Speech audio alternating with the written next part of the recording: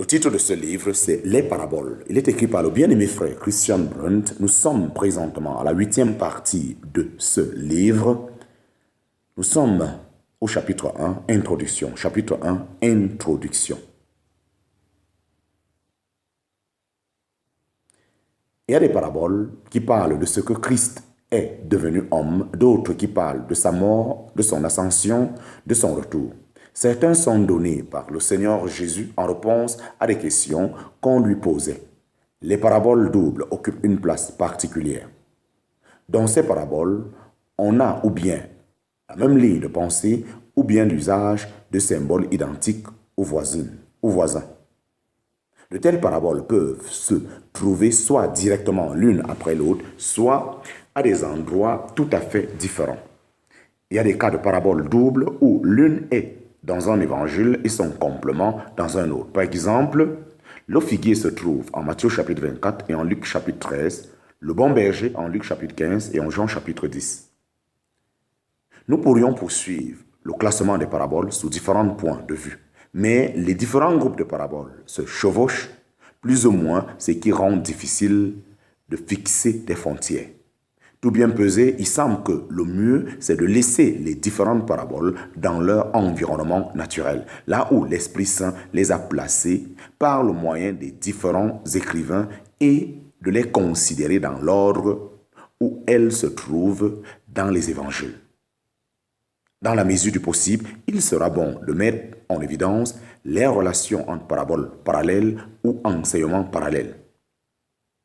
Nous avons parlé tout à l'heure des grandes paraboles. En règle générale, c'est à elles que nous pensons lorsque nous entendons parler de paraboles.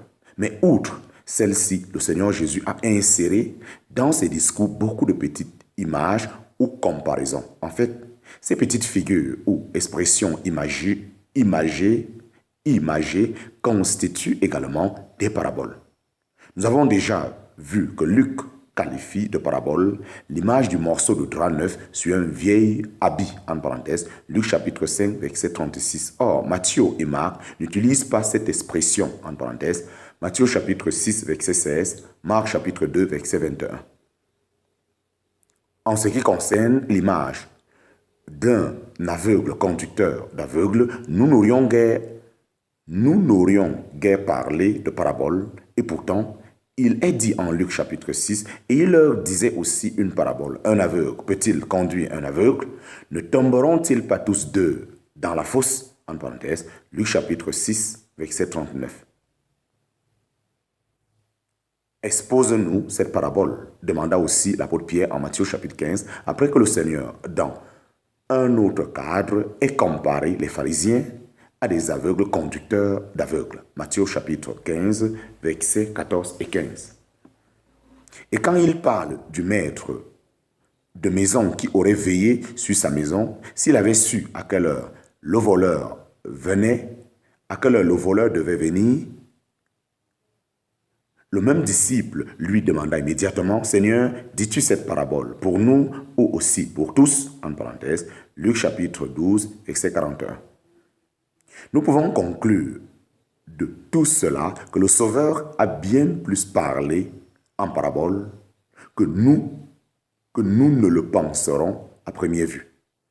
Comme les petites paraboles sont aussi pleines d'enseignements pour nous, nous voulons aussi les prendre en compte dans ce qui suit sans toutefois prétendre être exhaustif.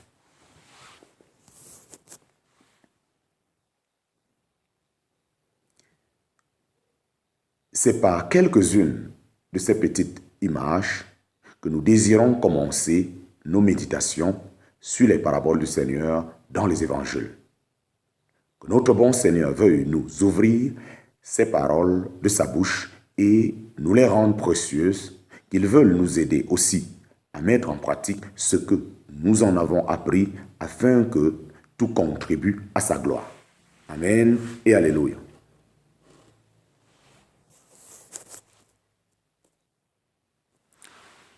Fin du chapitre 1. Nous entrons dans le chapitre 2. Chapitre 2, parabole de Matthieu, chapitre 5 et 6. Chapitre 2, parabole de Matthieu, chapitre 5 et 6. Chapitre 2, petit 1, le sel de la terre. Matthieu chapitre 5, verset 13. Chapitre 2, petit 1, le sel de la terre. Matthieu chapitre 5, verset 13. Le Seigneur commence déjà dans le sermon sur la montagne à insérer une série de petites paraboles dans son enseignement. La première parabole double du Nouveau Testament se trouve immédiatement après les béatitudes de Matthieu chapitre 5. La parabole du sel de la terre et celle de la lumière du monde. Nous voulons considérer ces deux paraboles d'abord séparément, l'une après l'autre, puis nous montrerons ensuite ce qui les relie et ce qui les différencie. Vous êtes le sel de la terre, mais si le sel a perdu sa saveur, avec quoi sera-t-il salé? Il n'est plus bon à rien qu'à être jeté dehors et à être foulé aux pieds par les hommes. En parenthèse, Matthieu chapitre 5, verset 13. Dans les 12 premiers versets du chapitre, le Seigneur Jésus a montré le caractère de ceux qui appartiennent au royaume des cieux. Nous reviendrons plus loin en détail sur la question du royaume à propos du chapitre 13 et des paraboles du royaume des cieux.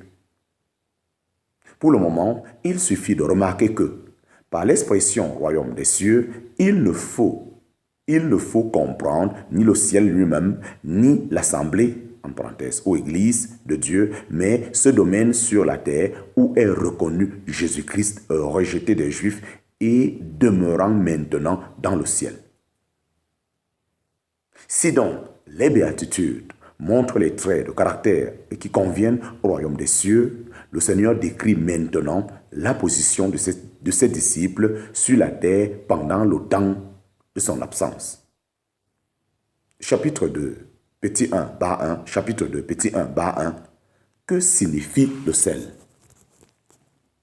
Que signifie le sel? Il commence par dire, vous êtes le sel de la terre. Le vous est forcément accentué dans le texte original. Vous seul, êtes le sel de la terre. Permettez de répéter, le Seigneur parle de ses disciples, de ceux qui professent être de son côté à lui, le roi légitime de ce royaume. Certes, cette profession peut être authentique ou non, comme l'indique la phrase suivante. Mais le Seigneur,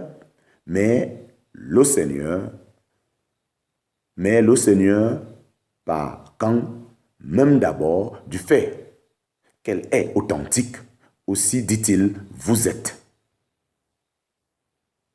C'est toujours la manière de considérer les choses dans l'Écriture quand il est question du domaine de profession du christianisme sur la terre.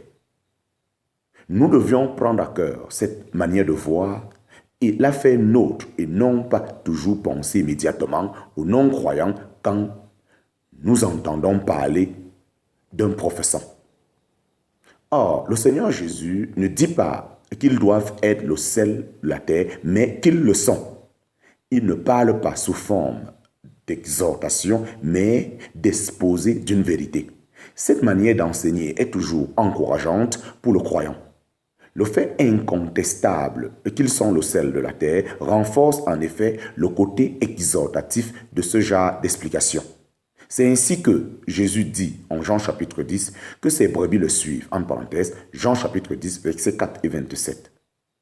C'est-à-dire que la caractéristique de ces brebis est de suivre le bon berger. Si elles ne le font pas, c'est, en parenthèse, au moins en principe, qu'elles ne font même pas partie de ces brebis. Quelle exhortation pour nous dans cette déclaration quand nous pensons combien peu nous. Quelle exhortation pour nous dans cette déclaration quand nous pensons combien peu nous correspondons dans nos vies journalières à cette vérité absolue. Pour revenir à Matthieu chapitre 5, nous apprenons donc de la bouche du Seigneur ce qui caractérise la position de ses disciples ici sur la terre. Ils sont le sel de la terre. Le sel jouit, le sel jouait déjà un rôle important dans l'Ancien Testament. Tout sacrifice devait être salé de sel, en parenthèse, Marc chapitre 9, verset 47. Non seulement les offrandes de gâteaux, en parenthèse, Lévitique chapitre 2, verset 13, mais aussi les holocaustes, en parenthèse, Ézéchiel chapitre 43, verset 24. Et même l'encens saint, en parenthèse, Exode chapitre 30, verset 15. Exercer le service du temple sans sel était de fait impensable. Esdras chapitre 6, verset 9, Esdras chapitre 7, verset 22.